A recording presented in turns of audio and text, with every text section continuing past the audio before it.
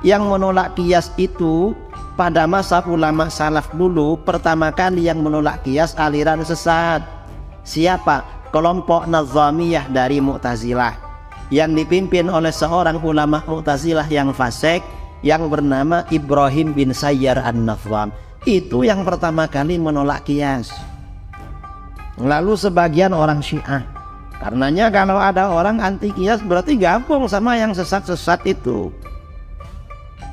Yang kita ini melakukan kias, itu kias pada masa Rasulullah. Setelah Rasulullah wafat, para sahabat melakukan kias. Ini contohnya apa? Ibadah haji. Kita ini kalau haji atau umrah biasanya berpakaian ihram dari mikot. Kalau dari Madinah biasanya pakaian ihramnya dari mana? Bir Ali. Itu dulu namanya Dzulhulaifah. Di kitab-kitab hadis ya Dzulhulaifah. Mengapa dinama Bir Ali? Beberapa puluh tahun yang lalu, karena di Dzulhulaifah ini krisis air, airnya repot. Ada orang kaya namanya Pak Ali membuat sumur di situ. Bir itu artinya bukan minuman bir, saudara. Bir itu bahasa Arab bi'r. Bi'r itu artinya sumur. Bir Ali artinya sumurnya Pak Ali. Tapi bukan Pak Ali Pekanbaru. Entah Pak Ali dari mana itu. Dan dari sinilah ya bangun sana. Nah, ini ada mikot yang dasarnya kias. Di mana? Diriwayatkan dalam hadis Bukhari dari Abdullah bin Umar. Lamma futiha hadzanil misran atau Umar. Ketika dua kota di Irak, Basrah dan Kufah itu dibuka, ditaklukkan pada masa Umar, orang Islam banyak tinggal di sana. Maka orang Islam dari Irak datang pada Sayyidina Umar. Lalu mereka bilang, faqalu ya Amirul Mukminin, inna Rasulullah sallallahu alaihi wasallam hadda li ahli Najdin qarna. Rasulullah dulu membuat batas mikot penduduk Najd itu daerah Qarn. Najd itu timur Madinah. Sedangkan Irak ini kan juga timur Madinah, cuma ke utara. Apa namanya kalau timur utara itu? Timur laut ya. Arah timur laut Madinah. Kata penduduk Irak, wa innahu jawrun an tariqina. Daerah Qarn itu jauh dari rute kami Amirul Mukminin. Wa inna in aradna dzalik syaqqa alaina. Kalau kami harus ke daerah Qarn dulu, ini berat buat kami. Karena nambah rute. Ini gimana? Ihram kami bagaimana? Lalu kata Sayyidina Umar, fanzuru halwahu min tariqikum. Coba kalian lihat daerah yang lurus Qarn dari rute kalian. Dari Irak itu yang lurus bagaimana? Ternyata yang lurus itu daerah Dzatu Irkin. Akhirnya apa? Fahadda lahum Dzata Irkin. Lalu Sayyidina Umar membuat batas mikot untuk penduduk Irak itu daerah Dzatu Irkin, karena lurus dengan Qarn.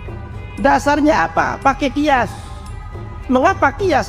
Karena dalam hadis riwayat Imam Ahmad, Abdullah bin Umar berkata, wa qasan nasu Dzata Irkin ala Qarn. Orang-orang mengkiaskan daerah Dzatu Irkin dengan Qarnul Manazil, dengan Qarn. Artinya apa? Ibadah haji penduduk Irak dasarnya kias mikotnya. Kita di Indonesia gak lewat Irak pesawatnya. Kadang mendarat di Madinah, kadang mendarat di mana? Di Jeddah. Jeddah itu bukan mikot dulu, saudara, karena ada pesawat dulu. Cuman kata Imam Ibnu Hajar Al-Haytami, karena lama-kelamaan Jeddah ini memang menjadi rute perjalanan. Kata Imam Ibnu Hajar dalam kitabnya Tuhfatul Muhtaj dan lain-lain, cuma beliau mentaklek ya, menggantungkan. Kalau Jeddah ini jaraknya sama dengan Qarn, berarti bisa menjadi mikot. Ternyata kata murid-murid beliau seperti Ali Syabro Malisi, Ibnu Qasim Abbadi, Abdul Hamid Syarwani, ternyata setelah diukur Jeddah ini lebih pendek jaraknya dari Qarn ke Mekah daripada dari Jeddah. Makanya untuk berhati-hati, mikotnya jangan dari Jeddah. Biasanya 15 menit sebelum mendarat dari situ. Tapi biasanya dari Jeddah orang-orang itu. Padahal kurang ternyata ukurannya. Ini kias gak lengkap. Tapi gak apa-apa lah, sebagian ulama memfatwakan begitu. Ini artinya dalil kias. Artinya apa? Dalil kias itu saudara berlaku dalam ibadah. Ini contoh lagi ya kias dalam ibadah. Sholat qabliyah ba'diyah. Yang kita tahu sholat qabliyah ba'diyah ini sholat maktubah yang ada. Sholat 5 waktu. Zuhur, asar, maghrib, isya, subuh, Jumat. Ternyata sebagian sahabat dulu sholat qabliyah ba'diyah ini berlaku bagi sholat id. Mengapa ada sholat qabliyah ba'diyah? Dikiaskan dengan sholat 5 waktu. Diriwayatkan oleh Imam Abu Ya'la dan At-Tabrani dari Imam Ayyub. Ayyub berkata, Ra'aitu Anas bin Malikin wal Hasan yusalliyani qabla al-'id qabla an yakhrujal imam. Aku lihat Anas bin Malik dan Hasan Basri salat qabliyah id sebelum imam datang. Wa ra'aitu Ibnu Sirin taraka dzalik. Sementara Ibnu Sirin enggak melakukan. Anas bin Malik, Hasan Basri sholat qabliyah. Mengapa sholat qabliyah id dikiaskan dengan sholat 5 waktu? Jadi dasarnya kias. Kok tahu kalau dasarnya kias? Ada penjelasan dari Sayyidina Ali. Sayyidina Ali ketika menjadi khalifah akan menjadi imam sholat id. Begitu sampai di tempat sholat, orang-orang lapor, ya Amirul Mukminin, an-nasu shallal qablal id. Hai Amirul Mukminin, orang-orang tadi sholat qabliyah. Gimana hukumnya? Apa gak bid'ah itu? Kok sholat qabliyah? Sayyidina Ali gak jawab. Sayyidina Ali langsung jadi imam as-sholatu jami'ah. Imam yang sholat id. Habis sholat beliau khutbah.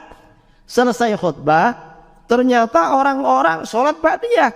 Akhirnya orang-orang laporan, ya Amirul Mukminin, an-nas yushollun ba'dal id. Itu orang-orang sholat ba'diyah lagi, gimana hukumnya?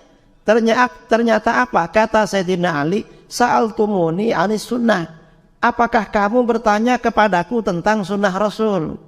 Kalau kamu bertanya sunnah apa enggak itu, fa inna Rasulullah SAW maka yusolli qabla al-'id wala ba'dahu. Kalau tanya sunnah, Rasulullah gak pernah sholat qabliyah ba'diyah id. Tapi kalau kamu nyuruh aku melarang mereka, aku gak akan melarang. Mengapa? Yang melarang sholat di dalam Al-Quran itu Abu Jahal. Kalau aku melarang berarti aku seperti Abu Jahal. Di dalam Al-Quran, ara'aital ladzi yanha 'abda idza shalla. Tahukah kamu seseorang yang melarang seorang hamba ketika sholat? Siapa itu? Abu Jahal. Artinya apa? Sayyidina Ali gak berani melarang orang melakukan ibadah yang dalilnya kias. Ibadah sholat. Mengapa? Yang suka-suka melarang sholat dalam Al-Quran Abu Jahal. Nah, karenanya kelompok-kelompok yang suka melarang amalan yang dasarnya kias berarti ikut mazhabnya Abu Jahal. Ini saudara, ini namanya dalil-dalil ahlus sunnah wal jamaah. Jadi dalilnya ada 4, Al-Quran, hadis, ijma, kias. Nah amalan kita ini sebagian dasarnya sunnah, sebagian kias. Kalau amaliyah sehabis sholat, zikir bersama itu sunnah dasarnya bukan kias. Doa bersama sunnah dasarnya bukan kias. Bersalaman habis sholat sunnah juga bukan kias. Bukan kias. Yang kias ini maulid Nabi. Maulid Nabi ini dasarnya kias. Kalau Imam Ibnu Hajar al-Asqalani dikiaskan dengan puasa Asyura. Kalau Imam Jalaluddin As-Suyuti dikiaskan dengan akikahnya Rasulullah SAW. Jadi pakai kias. Dan jangan disalahkan ini. Karena ada ya sebagian orang Wahabi. Kira-kira sebulan yang lalu saya maulid Nabi di Bandung. Orang tanya, Kiai, ini ada tetangga baru-baru ini sudah gak mau diajak salaman habis sholat. Kalau diajak salaman marah-marah dia. Kenapa? Katanya bid'ah. Kok salaman bid'ah? Seandainya kita habis sholat langsung bisik-bisik sama kawan, habis ini mau ngopi di mana? Bid'ah enggak kira-kira? Ya, kan sudah salam. Apa kalau habis ini ngopi-ngopi? Kira-kira masuk neraka enggak? Ngajak ngopi? Enggak kan, apalagi cuma salaman. Setelah salaman, ngopi ya habis ini. Kan gak apa-apa itu. Mengapa gak apa-apa? Nah, para sahabat ini habis sholat salaman saudara. Hadis riwayat Imam Bukhari, ini terakhir ya, riwayat Imam Bukhari. Dari Abu Juhaifah radhiyallahu an. Kharajan Nabi SAW bil hajirah anal batha. Nabi SAW keluar pada waktu terik panas matahari ke daerah Batha. Fatawadda, lalu Rasulullah wudu. Thumma shalla dhuhra rak'atain wal asr rak'atain. Lalu Rasulullah sholat zuhur asar dua-dua di jamak qashar karena waktu itu ibadah haji di Mekah. Para sahabat bermakmum maksudnya. Wa bayna yadayhi anazatun, di depannya ada tongkat. Selesai sholat, falamman sharafa, ketika selesai sholat, akbalan nas, orang-orang menghadap pada beliau. Faja'alu ya'khudhuna yadayhi wa yamsahuna biha wujuhahum. Lalu para sahabat mengambil kedua tangan beliau diusapkan ke wajah mereka. Dan kalau tangan diusapkan ke wajah, ini artinya apa? Artinya bersalah. Cuma karena yang disalami orang besar, dicium tangannya saudara Rasulullah. Bersalaman. Rasulullah mau disalami. Wahabi gak mau disalami habis sholat. Siapa dia gak mau disalami? Oh, Rasulullah mau. Kata Abu Juhaifah, rawinya, fa'akhaltu yadahu. Aku ambil tangan beliau.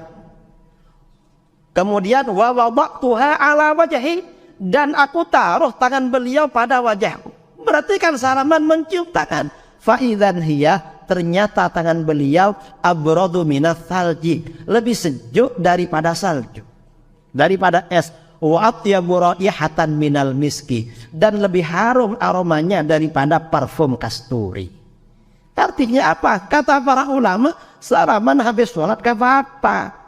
Wong Rasulullah diajak salaman gak bilang jangan salaman, bid'ah salaman habis sholat. Gak ada bilang begitu. Ada Wahabi bilang salaman habis sholat bid'ah. Ikut siapa dia? Hah? Abu Jahal gak sholat memang, jadi gak salaman habis sholat.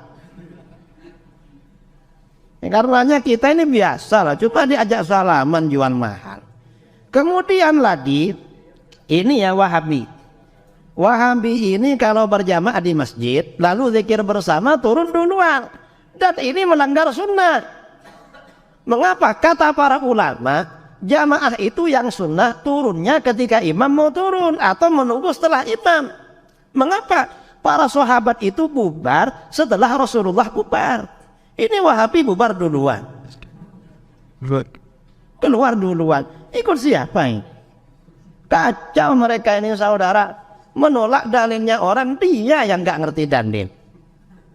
Gak ngerti. Makanya kalau ada sholat berjamaah, lalu zikirnya bersama, lalu turun duluan, bukan karena uzur, meninggalkan sunnah ini. Tapi bukan Wahabi, kadang nakal aja memang mau wiritan. Cuma kalau terus-terusan dan ikut Wahabi, ya entah ikut siapa ya. Saya kira ini artinya apa ya? Artinya ya kita ini di dalam beragama harus konsisten mengikuti ajaran Ahlus Sunnah wal Jamaah. Saya kira itu